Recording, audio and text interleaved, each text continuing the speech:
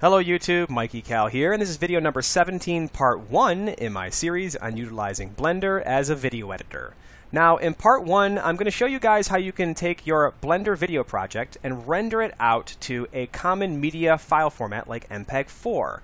And in part 2, we're going to talk about advanced encoding. I'm going to show you guys how you can shrink the file sizes down and maintain a lot of the visual and audio quality. So let's get started by going over to our properties window over here. At the top of this window we have these tabs, and this is where we have different settings for different parts of Blender. But the two tabs that are going to be the most important to use today are going to be the render tab, which is the tab with the camera, and the third tab over, the scene tab. But let's first start in the render tab and start configuring some optimal settings. So let's go to the display section, and we want to switch the display option here to keep UI. And what that's going to do is it will render the video in the background when we click the animation button, instead of displaying it to the screen, which is what the other options will do. Next, we want to go down to our dimensions section, and if you know what the dimensions of your video are, you can select them from these presets, or you can type them in. One of the easiest ways to get the correct resolution is to right-click on your video strip, go to the Strip menu, and select Set Render Size. It will automatically take whatever resolution that video is and put it into the resolution settings here. Very easy to do. Next, we want to make sure that we have our frame range set correctly. You want to start at frame 1, and wherever your video ends, you want to set your end frame. And just remember that the renderer will render out whatever is between the start frame and the end frame. So in the sequencer, we see these black lines at the beginning and the ending, and you can see that my video is completely inside of those lines, within the frame range. So just make sure that you set it to be the complete video that you want to render out. The next thing we need to do is make sure that our frame rate is set correctly. In a previous video, I told you some ways that you can do that. You can look at these two numbers, for example, right here. You can't do this in every video because often you'll have your strips cut up and they'll report all kinds of different numbers. But in this case, we only have one video imported into our sequencer, and I can see that it's the correct frame rate because these two frame numbers are identical. But just verify it by playing it back and seeing if everything is in synchronization with the audio. So the next thing that we want to do is we want to go to the output section, and the output section is the place where we're going to set the folder that we want our MPEG 4 to render to. So you can click on this little folder icon here, and you can select whatever folder on your computer that you want and hit the accept button. And it will now output to that folder whenever you click the animation button. Next, we want to go down to this drop down right here. It's set to PNG by default. We want to convert it to a movie format, and the movie format that we're going to convert it to today is H.264. Now, the next option is, do we want it to be black and white, or do we want it to be color? We typically want our videos to be color, so select the RGB option. And then we're going to go to the encoding section. And in the encoding section, the most important option that you need to set is the codec. We want to make sure that it is set at H.264. And you can actually use AVI, you can use MPEG 4, you can use QuickTime, and you can use Matroska. They're just going to give you different containers. So Matroska is going to give you an MKV or .mkv file. QuickTime is going to give you a .mov. AVI is going to be .avi, and MPEG 4 is going to be MP4. Now there are differences between the different formats, but they're not really relevant for what we're doing today. Meaning, basically, the container of Matroska can contain different metadata like closed captions and stuff like that, like there's different features of different file format containers. But realistically, today we just need to use MPEG 4. That will make an H.264 video that is inside of an MP4 extension or container.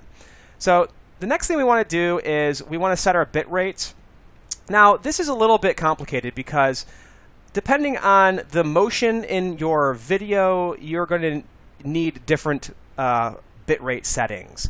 The higher the bitrate is, the more quality we're going to have, but the bigger the file size. Now, the thing about Blender is that it maxes out at 10,000 kilobits per second. And we can't go any higher. And in the next video, I'm going to talk about how we can get around this using lossless options. But today, we just want to render everything out from Blender. And if it's good enough, then we're fine. If it's not, then we'll go to the next video and we'll figure out how to do it. So what you guys really want to do is, I would say, set a frame range, a short frame range in your video. So for example, if I know that there's a really complicated part of my video that has lots of motion, I want to kind of center around those frames. I would click my mouse over the sequencer, placing the green line, hover my mouse cursor over my timeline, and hit the S button to set a start frame. And you'll notice when I do that, it actually sets the start frame to be 995. It's the location that I clicked it at. And then do a very short frame range and hold your mouse over the timeline again, hit E. So all I did was I used the shortcuts to set the frame range by holding my mouse over the timeline and hitting the S button for start frame and the E button for end frame, and that sets a short frame range that we can render out and see what it looks like using the setting that we have configured here, the bitrate. So I've set the frame range down here, but before we do any kind of rendering out to test the frame rate to see if it's quality enough, let's go over to the GOP setting, the GOP size. Now, GOP is the group of pictures, and it's a little too complicated for me to go into the details of it, but it has to do with how the images are arranged in the file.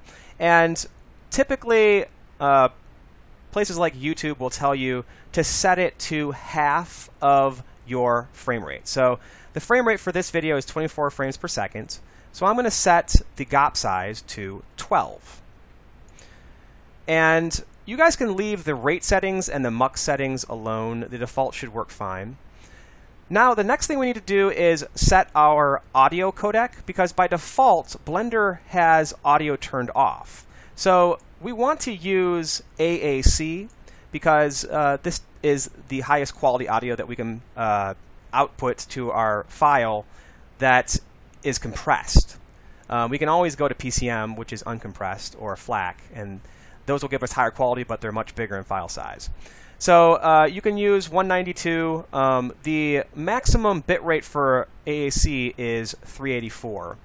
Now, if you are having a hard time with AAC, you can also render out to MP3, and it has the same exact bitrate maximum of 384. But typically, you want to be 160 or higher when using AAC or using the MP3 setting. Now, there's only one more thing that we might want to change, and this is going to depend on if you're a person who's doing high-quality audio or not. By default, Blender uses an audio sample rate of 44.1 kilohertz, but I actually record my audio on my camera at 48 kilohertz, and some people record their audio at 96 kilohertz. But by default, Blender will convert it to a 44.1 kilohertz sample rate. And this can be a problem for some people. So I'm going to show you guys how you can actually change the sample rate by going up to the Scene tab. And in the Scene tab, we have a section called Audio. And in there, we can set the sample rate that we desire to use. And I want to use a sample rate of 48 kilohertz. So I'm just going to switch this to 480. And you can make it 96 kilohertz by just typing 96 in there, or just leave it as it is.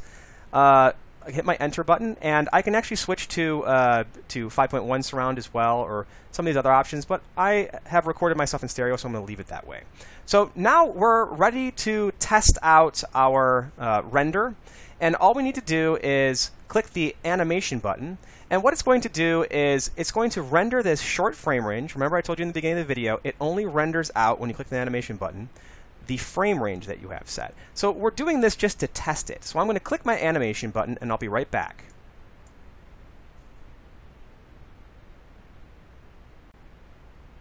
Okay, so I brought the video up. This is the small frame range that we rendered out. And I'm going to play it back on repeat to see what the quality looks like.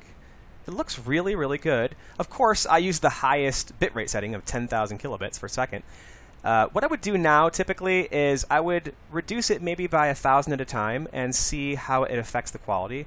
As I said earlier, the lower the bit rates, the smaller the file size. So we want to try to find that perfect file size quality ratio. So just go back to the settings and lower it 1,000 at a time, I'd say, and render out that small frame range. And when you found a bitrate setting that you like, just remember to set the frame range to encapsulate the entire video. I can do that really quickly, actually, by using my page up and page down buttons, by holding my mouse cursor over the sequencer. And if I hit page up and page down, you'll notice it jumps to the cuts on each side. So if I go here, I can highlight my mouse over the timeline and hit S for start frame. And I can hit my page up button, down, hold my mouse over the timeline again, and hit E for end. And now you'll look up here and you'll see the start frame is 1 to 2,794, which is the entire video. The black lines are encapsulating the entire video. So we would hit the animation button and it would render this out, and we're done. Now, if you guys are still not pleased with the quality or the file size, make sure that you check out my next video, part 2, where I show you guys how you can do advanced encoding by outputting the video from here at the highest quality possible and then encoding it using a program like Handbrake. I'll see you guys in the next video.